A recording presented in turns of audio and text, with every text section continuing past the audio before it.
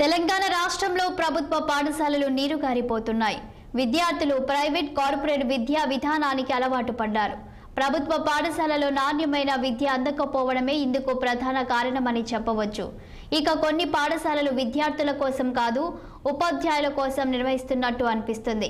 కేవలం 11 మంది విద్యార్థులు కూడా పాఠశాలకు రాకున్నా 7 ఉపాధ్యాయులు మాత్రం పనిచేస్తున్నారంటే మన విద్యా వ్యవస్థ ఎటుపోతుందో అర్థమవుతుంది. కరీంనగర్ జిల్లా శంకరపట్నం మండలం గద్దపాక ఉన్నత పాఠశాలలో కేవలం 11 మంది విద్యార్థులే ఉన్నారు. వారికి 7 ఉపాధ్యాయులు బోధనలు చేస్తున్నారు. ప్రార్థనా సమయంలో కేవలం 4 విద్యార్థులు రాగా అనంతరం మరో 4 విద్యార్థులు వచ్చారు. అంటే ఒక్కో విద్యార్థికి ఒక్కో ఉపాధ్యాయుడు చొప్పున పనిచేస్తున్నారు.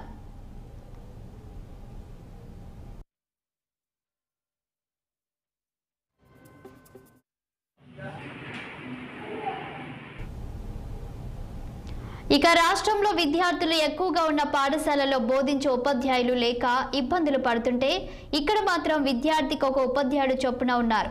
6వ తరగతిలో 2, 7వ తరగతిలో 1, 8, 10 తరగతుల్లో 4 చొప్పున విద్యార్థులున్నారు. ఇక 9వ తరగతిలో విద్యార్థులే లేరు.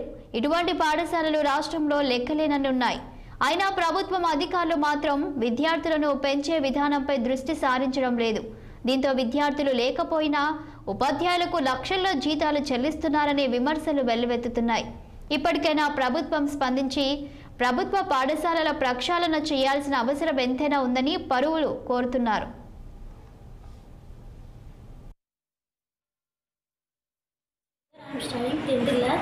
మేము గద్దపాక స్కూల్లో చదువుతున్నాం. మేము ఈ స్కూల్లో చదువుతుంటే మాకు టాయిలెట్స్ కానీ ఏదైనా ఇబ్బంది కానీ చాలా ఇబ్బందులు వస్తున్నాయి. వాష్రూమ్కి వెళ్దామంటే మొత్తం చెత్త మురికి అన్ని స్మెల్స్ వస్తున్నాయి. మళ్ళీ ఇటు సార్స్ 7 మెంబర్స్ సార్స్ ఉన్నారు. సార్లు మాత్రం మంచిగా చెప్తున్నారు. కానీ పక్క ఊరు స్కూళ్ళల్లో సార్లు వాళ్ళకు బస్సులు అరేంజ్ చేస్తున్నారు. కానీ మా స్కూల్కి అయితే ఎవరు రావట్లేదు. కాకపోతే సార్లు అందరూ కలిసి ఒక నిర్ణయానికి వచ్చారు. వాళ్ళు సార్లు మంచిగా పిల్లలందరికీ అన్ని సౌకర్యాలు అందటట్టు చేద్దామని అనుకుంటున్నాను. నేను గద్దపాక విలేజ్ ప్రాథమిక పాఠశాల 7th క్లాస్ చదువుతున్నాను. మా స్ట్రెంత్ మొత్తం 11, 7 మెంబర్స్ టీచర్స్. ఈ టాయిలెట్స్ ఇప్పుడు భద్రత మొత్తం లేదు, కాన్వెంట్స్ లేవని ఈ స్కూళ్ళకి ఎవరు వస్తలేరు. ఇంకా ఇక్కడ ప్రైవేట్ స్కూల్ నుంచి అందరు అలికే పోతున్నారు. ఈ స్కూళ్ళకి ఇంకా బాగా మంది రావాలని కోరుకుంటున్నాను. గంట అనే గది కూడా లేదు, అన్ని సౌకర్యాలు లేవని వీళ్ళకి ఎవరు వస్తలేరు. నేను 6th నుంచి 7th దాకా నేను ఒక్కదాన్నే చదువుకుంటున్నాను. ఇలా నాకు స్నేహంగా ఎవరన్నా ఉంటే బాగుంది అనిపిస్తుంది. ప్రౌడ్ఫుల్గా ఈ సంఖ్యను పెంచాలనుకుంటున్నాము.